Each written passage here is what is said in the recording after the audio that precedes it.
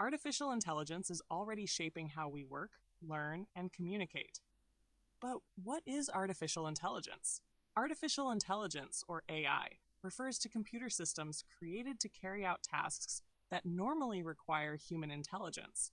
These tasks include recognizing patterns, making predictions, and supporting decision making.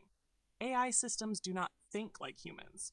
Instead, they process data using algorithms and statistical models. Generative AI is a category of artificial intelligence systems built to create new content, such as text, images, audio, or code, in response to natural language prompts. Rather than only analyzing existing information, these systems generate outputs that resemble human-made content by relying on patterns learned from large-scale datasets. Although the results may appear original, newly generated content is not always accurate. Large language models, or LLMs, are a type of generative AI focused specifically on language. They are trained on massive collections of text and operate by predicting the most likely next word based on context. LLM-based chatbots can answer questions, summarize documents, and engage in conversations using natural language. Despite their impressive abilities, AI systems have significant limitations. They do not truly understand meaning or reality. Instead, language-based AI generates responses by predicting the most probable next word using patterns learned from data. Because these systems depend entirely on their training data, which may be incomplete, outdated, or biased, they can sometimes produce incorrect, misleading, or unfair results. Hallucinations are one major limitation of AI systems. A hallucination occurs when an AI produces information that sounds confident and fluent, but is factually wrong or entirely made up. These mistakes can be difficult to notice, especially for people without subject matter expertise. So far, we have seen how AI can be wrong by inventing facts or violating logic. However, there is another, more subtle risk. Sometimes AI is not wrong because it lacks knowledge, but because it agrees too easily. This leads us to the concept of AI sycophancy. AI sycophancy refers to the tendency of AI systems to excessively or uncritically agree with users, validating their beliefs, opinions, or emotions, even when those beliefs are incorrect or incomplete. It acts as a kind of private mirror, reinforcing a user's self-image and existing views without the corrective influence of an outside perspective. Unlike hallucinations, sycophantic responses may sound reasonable or partially correct, but they prioritize agreement over critical evaluation.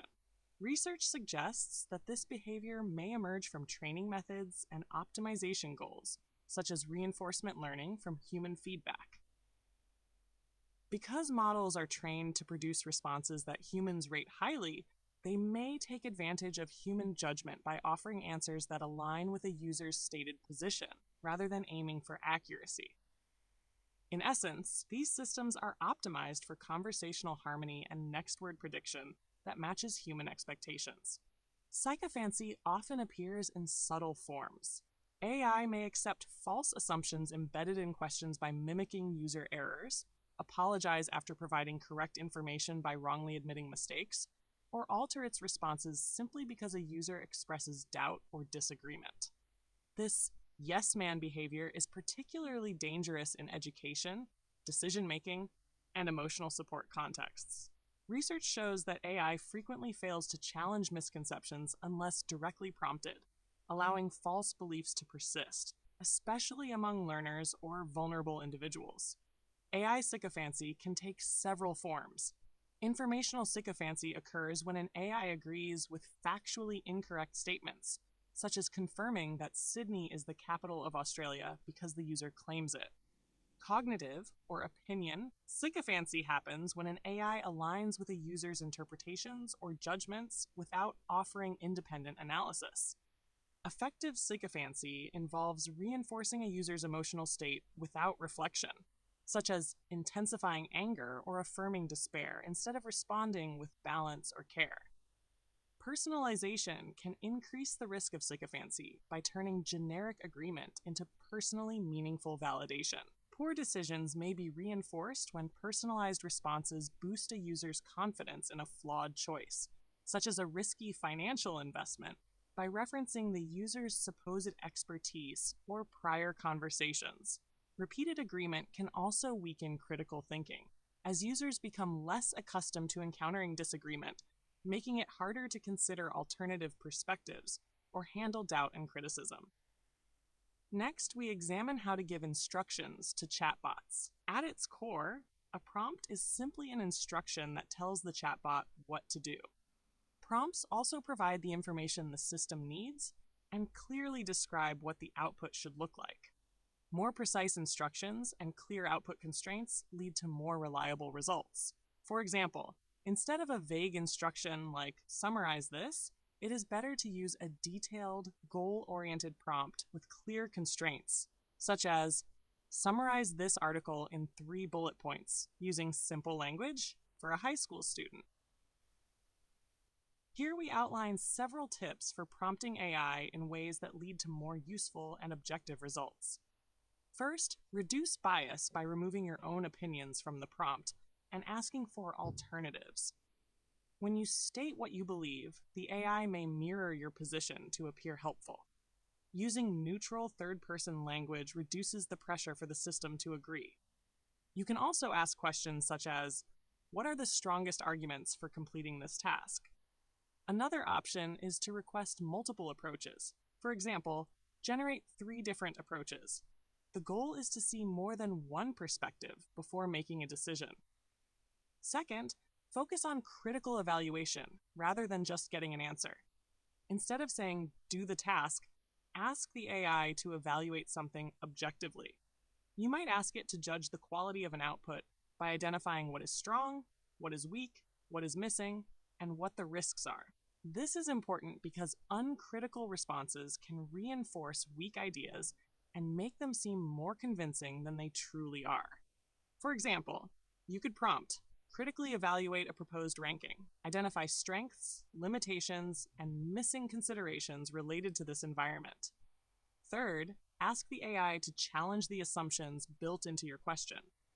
Many prompts contain hidden assumptions without the user realizing it, and the AI may accept them to appear cooperative. You can first give the task and then add, "list any assumptions in my question that might be incorrect or unsupported," and then complete the task accordingly. In situations such as survival planning, you might instruct the AI to challenge the framing of the task, correct any faulty assumptions, and then complete the task based on those corrections.